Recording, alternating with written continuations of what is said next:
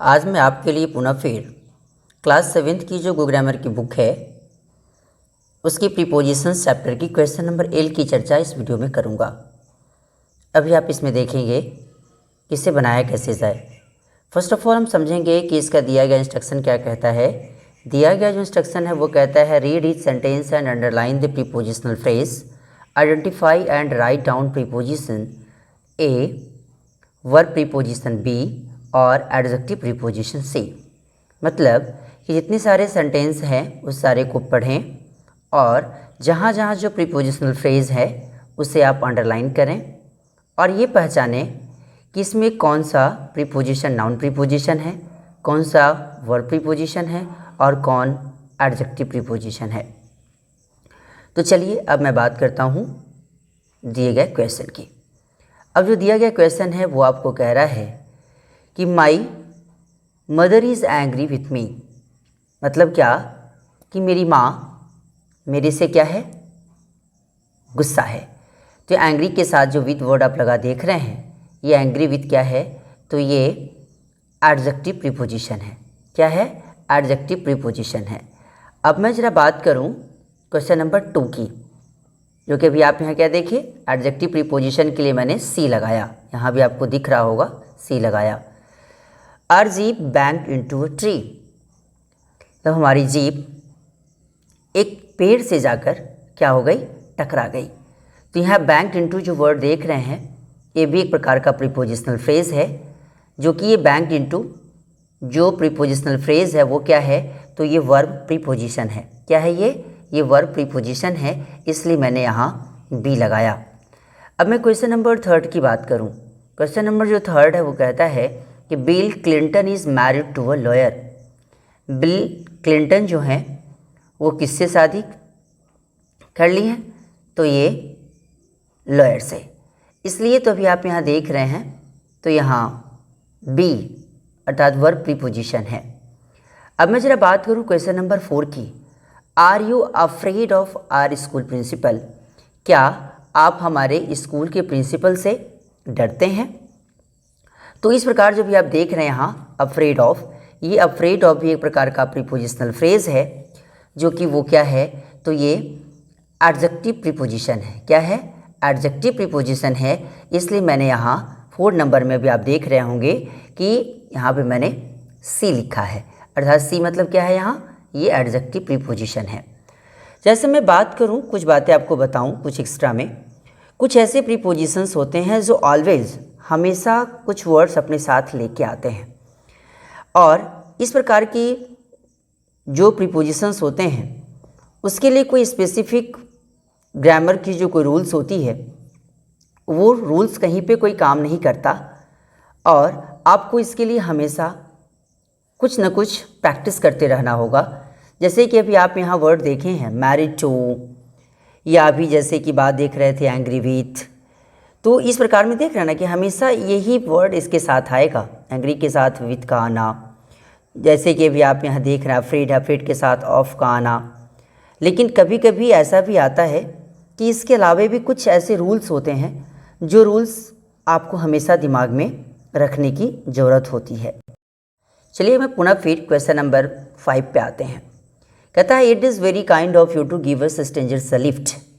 कहता है क्या कि यह बहुत बड़ी आपके लिए सौभाग्य की बात है कि आप लोगों ने हम लोग जैसे स्ट्रेंजर्स को क्या दिया, लिफ्ट दिया।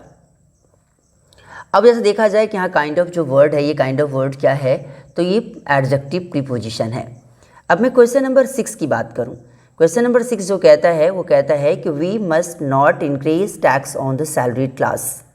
मतलब क्या कि हम लोग को अवश्य ही क्या नहीं करना चाहिए, तो सैलरीड क्लास की सैलरी को हम लोग को अवश्य ही नहीं बढ़ाना चाहिए, खास करके क्या टैक्स नहीं, किसके ऊपर, तो सैलरीड क्लास के ऊपर।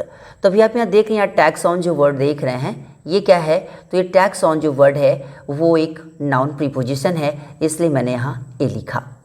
क्वेश्चन नंबर 7 की बात करूँ। क्वेश्चन नंबर 7 कहता है कि the bus will arrive at noon, you will have to wait.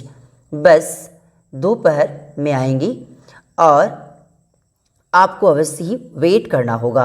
You will have to wait, मतलब क्या कि आपको वेट करना होगा। तो अभी आप यहाँ देख रहे हैं कि यहाँ अराइव एट जो वर्ड देख रहे हैं आप, ये अराइव एट क्या है, तो ये वर्ब प्रीपोजिशन है।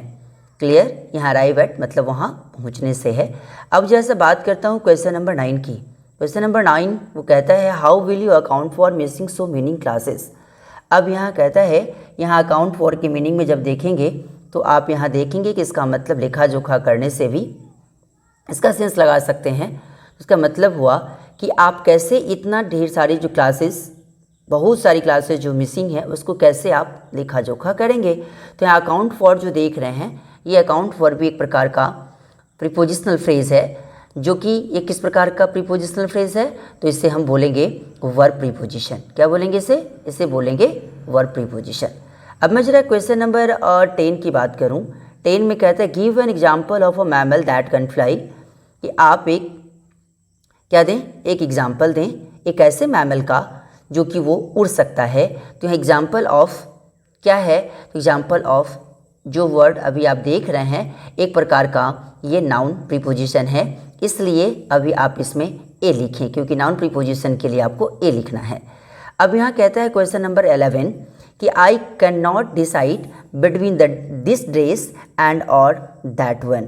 कहता है क्या है कि मैं इसमें डिसाइड नहीं कर सकता इस ड्रेस में और या दैट वन, उससे हम डिसाइड नहीं कर सकते।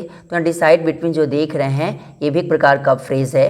वो किस प्रकार का फ्रेज़ है, तो ये वर्ब प्रीपोजिशन है, इसलिए यहाँ बी लगाया गया। We are tired of waiting for the guest speaker to arrive.